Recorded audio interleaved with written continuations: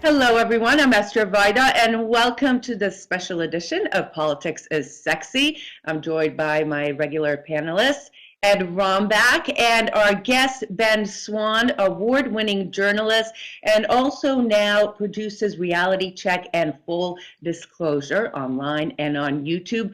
Ben Swann, welcome to Politics is Sexy. Thanks for having me on, Esther. Lots to talk about. I want to hear all about how you became an independent journalist after working for Fox in Cincinnati, Ohio, El Paso, Texas. But first, let's get to the main news of the day, and that is a ruling by a U.S. District Court judge that the NSA metadata collecting program may be unconstitutional. The judge even went as far to say that it may be Orwellian. Your take on this? Well, I think the judge is pretty clear about what he was saying, which was essentially it is unconstitutional, that there is no standard by which the NSA can claim that this is an exceptional circumstance under which they had the authority to do this. I think he's made that very clear. I think essentially if you read between the lines, what you're actually hearing the judge say is, look, we can't stop the NSA program just halted exactly at this moment.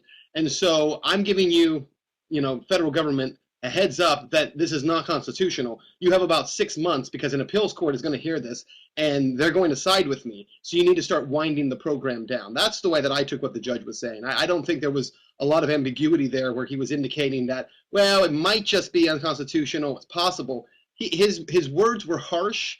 He came off as very clear about how he felt about this, saying that, again, the exceptional circumstances that the NSA claims that they had were not legitimate.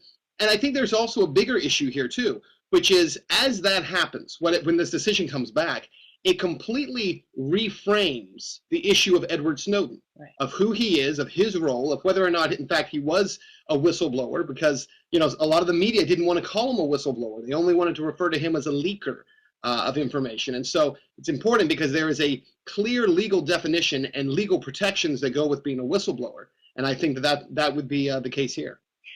What do you make of some of the questions about him coming back to the United States and being tried? Yeah, I think that, first of all, I don't think he'll come back because I think he's a smart enough guy to not trust the government, regardless of what they say or what they claim. He's not going to turn around and say, okay, I believe that they're going to give me a fair trial or even treat me fairly within the judicial system. I mean, under the NDAA, indefinite detention clause, they could arrest Edward Snowden and hold him for years on end without ever giving him a trial. They would have the ability to do so. So I don't think Edward Snowden would ever even consider coming back here. However, again, I think there's an important issue here of, the Obama administration quickly came out and said, no, even though the judge is saying this, we still think that he should be facing charges. Well, guess what? The administration doesn't get to make that decision. That's what the Whistleblower Protection Act of 1973 is supposed to help clarify. And supposed to protect people like Edward Snowden. So I think it's a fascinating kind of moment in American history, and to consider how far the NSA has taken this program since the Patriot Act in 2001 to where we are right at this moment, it's pretty astounding. Yeah. Ed, jump in. Well, Ben, I know you've been all over the story right from the get-go, and it just goes to show what one man on the margin can do to change history. And this is really, as I see it, really an historical event. I mean, this is not the end of it. This is probably going to go to the Supreme Court, I would think, and by way of the appellate court first. And I was kind of surprised that the Washington District Court wouldn't just simply uphold any previous rulings on it and come out and stake out this territory like they did. But it's going to be a contentious battle. And it seems to me, I mean, if I were going to write the headline, I would say the Washington District Court strikes a blow for liberty. Now, I know you have been, I became aware of your investigative journalism background right after the Maine primaries in 2012, and I know you're kind of aligned with the Liberty Movement, but beyond, you come across really as the most objective investigative journalist that I've come across, and so I want to give you kudos for that. and for staying on top of this case as aggressively as you have.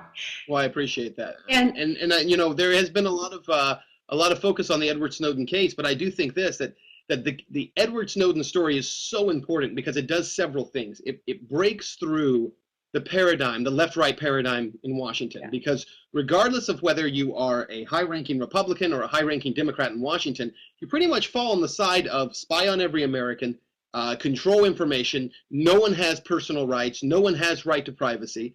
The Constitution is trumped by the war on terror, and pretty much they all fall into that category. And so what Edward Snowden did was, I think he helped to coalesce the few voices in Washington, but also in media, who were saying, hey, listen, you know, this left-right game isn't really what's happening. It really is a liberty versus tyranny game. That's what's really taking place. And I think he was able to demonstrate that in a way that, you know, media alone could not, politicians alone could not. I mean, he has performed an incredible service to the American people. well, let me follow up to that, Ben, and then I want to move on to other subjects. Pope Francis was picked as the Time Man of the Year. A lot of people saying Snowden shouldn't have been it because of the wide range of impact that he had. What's your opinion on that? Oh, I totally agree with that. Listen, I don't put much stock at all into what Time, who Time puts on their cover. It's so political. But let's face it, when they named Pope Francis Person of the Year, it really was an attempt to say, well, he's kind of a safe choice, and no one's really going to object to it on a number of levels. But the reality is this: I saw one of the reasons they claimed that he deserved it was because of how many Catholics there are around the world. Well, if you're going to go by sheer numbers, Edward Snowden is impacted through what he's done. Every person living in the United States, and most people living in Western countries, foreign governments, people living in third world countries, essentially every human being on the planet with an email or cell phone, he has unveiled the collaboration between multiple governments to spy on not just citizenry in their respective countries, but on other governments as well. So, and sitting heads of state. If you're going to play a numbers game, there is no way you can compare the impact of Pope Francis to what Edward Snowden has done. It's not even close. And then I think you also have to couple it with the fact that Pope Francis has not sacrificed anything through what he's done. And that's not to speak ill of him, but he hasn't sacrificed anything. He has ascended to a position, and he's taken some stands that people either agree with or disagree with, for better or for worse. But what Edward Snowden did was essentially sacrifice his ability to live in the United States, his ability to really live a public life in any way, and he has sacrificed his career in order to tell the American people. And it was not to enrich himself. It was not to make himself either famous or powerful. And I think that should have been taken into consideration as well. Well, I want to do a quick follow-up. Don't you think becoming a priest and the life of a priest is sacrifice itself? Well, I think it is, but they didn't name him Man of the Year for becoming a priest. They named him Person of the Year for becoming a pope. Okay. Right, and that's fair. I mean, I think if you take the full context of his life, but that wasn't what Time did. Sure. Time was looking at the impact you've made over the past year, and again, he didn't sacrifice over the past year. He ascended over the past year. Okay, point well taken. And Esther, go ahead, Ed. Esther, don't forget the Bishop of Bling from Germany that Pope Francis had basically sent out to pasture. He didn't have to sacrifice very much. Sure. He had about a $60 million home.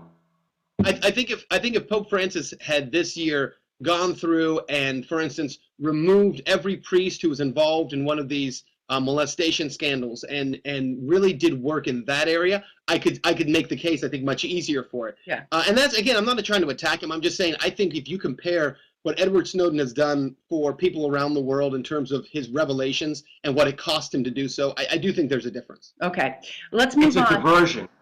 Let's move on to some of the other matters. Obviously, mainstream media is all over Obamacare, but you have done some other side stories on this. Talk a little bit about what you have uncovered that perhaps mainstream media has not. Well, look, the Obamacare story is an important one as well because, again, it's a left-right I think, false paradigm where it appears that the right is against this and the left is for it. And in fact, what we found across the country as we've really looked into this is at the heart of the Affordable Care Act is cronyism, incredible cronyism. And so insurance companies have done extremely well as a result of it.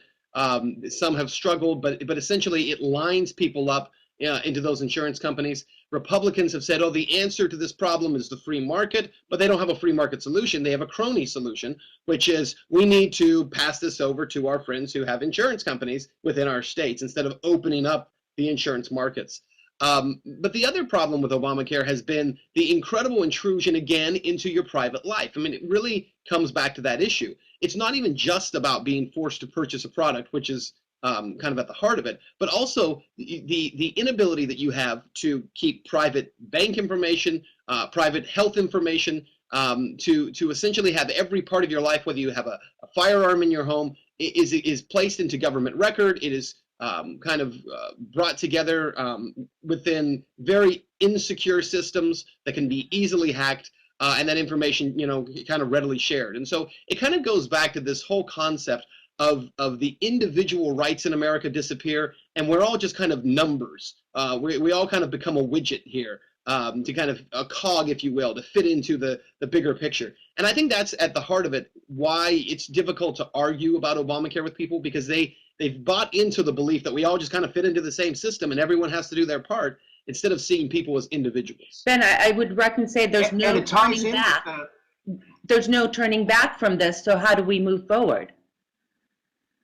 Well, I think there is turning back. I think, for one thing, the utter failure of the ability to put together a website, which it's pretty embarrassing. Yeah. And we did a story about the fact that there are 3 20-year-olds were able to put up this site in 3 days. And it's really not as complicated as they made it out to be. But it comes back to the difficulties of the issue when, again, it's about cronyism. It's about, folks who get these government contracts for exorbitant amounts of money and then don't deliver. And what's the repercussion for them? I mean, there really isn't one, right? You spend $600 million on a website and it doesn't work, and so you hire new people and pay them money. And so, I think we can turn back in that. It is time to have the other conversation, which is, are there better ways to create a better solution, a free market solution, a true free market solution? Not how do we enrich more insurance companies, but how do we create free market solutions to the health insurance problems in America? Because the one truth through all of this is that there are issues with health insurance in America. And yes, Republicans have completely ignored that issue to their own detriment. They keep acting like there's nothing wrong, and that's not true either. I mean, there are severe issues. You just have to deal with them at some point. Ed, you've been saying this for months now. Yeah, well, I mean, there's, in a real free market, you would have things like, insurers, offering policies that would function like term life, that would lock in the cost of health care policies for 5, 10, or even 20 years to, to keep prices down. Everyone's familiar with, being able to buy insurance across state lines and having, tax credits for out-of-pocket expenses that people incur that aren't, that come in under the coverage. These are simple things. I mean, part of it, of course, it's a problem of supply and demand. So why can't the law incentivize doctors and nurses and other, medical professionals to donate their time and expertise and services at clinics and emergency rooms where people who don't have insurance show up to get treated?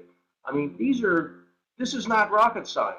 Right. A lot of it can be addressed in the tax code, which is so Byzantine. It needs to be scrapped and reformed and simplified. Exactly. And that need to come down.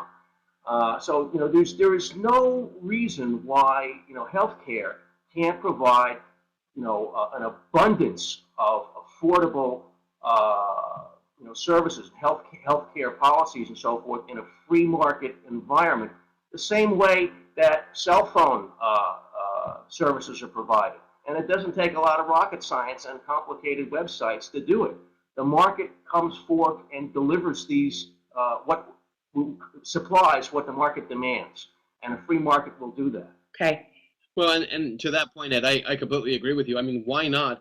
When the number one complaint about the cost of healthcare in the country is that we all end up paying for it for the person who goes to the emergency room and can't pay their bill, and so we all pay for it. See, there's this interesting concept, and not to take us too far off topic, but this interesting concept where I feel like what we've done in America is we have shifted so much of the public burden over to the taxpayer that we've also given the taxpayer carte blanche to essentially create restrictions on the way people live because we have to front the cost for it, right? So it's a cyclical issue.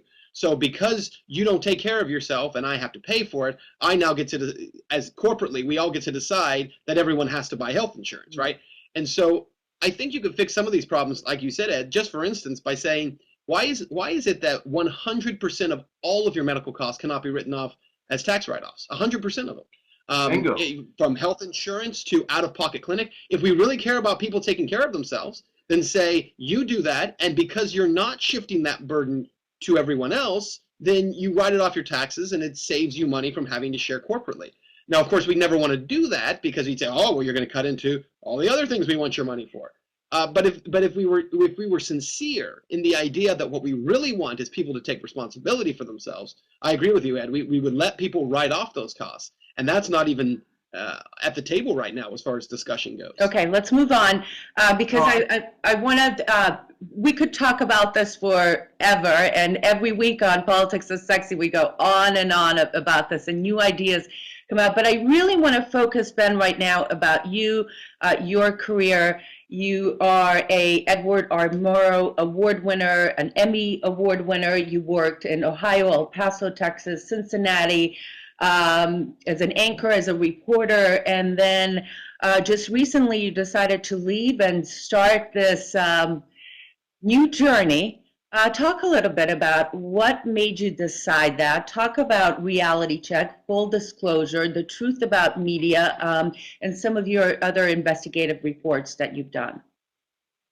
Sure. Well, for folks who, kind of got the gist of what you were saying there, let me fast forward to Ohio. So I've been in broadcast journalism for 15 years, and as you mentioned, have kind of moved up through the ranks from a photojournalist all the way to a primetime anchor.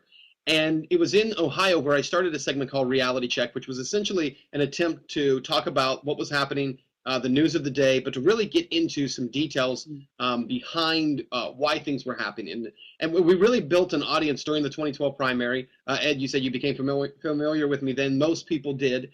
It really was because we were covering how the Republican Party in their primary was essentially disenfranchising and ripping off Republican voters by changing all of their rules arbitrarily. And it was in order to prevent Ron Paul from getting in the nomination. And what we found was there were all these stories that media just wouldn't even talk about, wouldn't even consider. And so we kind of built what we were doing on that concept. And it wasn't to create, drama or controversy. It really was just about talking about issues that other people wouldn't talk about. We thought it made for interesting TV. And we did these segments that candidly, TV consultants were telling us, you can't do this. They're too long. We were 5 minutes long at times on a local newscast, and no sound bites. We're just explaining this stuff, and people were saying it won't work. And yet we grew this massive audience, huge audience on Facebook, over 10 million views on YouTube, and we were growing like crazy.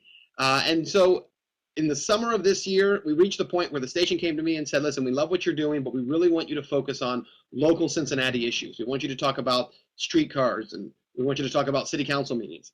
And I felt like that was the wrong direction for what I was building and had the opportunity to leave. And so I did. I took that opportunity to start something called the Truth in Media Project, which is really about talking about these issues that mainstream media won't cover, and really trying to dig into them and give people kind of an insight into some of these stories that just aren't going to make it into a mainstream newscast. Ben, just so you know, Politics is Sexy is based on all of those concepts and ideas to talk about issues that the mainstream media is not talking, really dive deep and uncover some of the truth, sort of sweep the information from under the rug that so often is swept under the rug.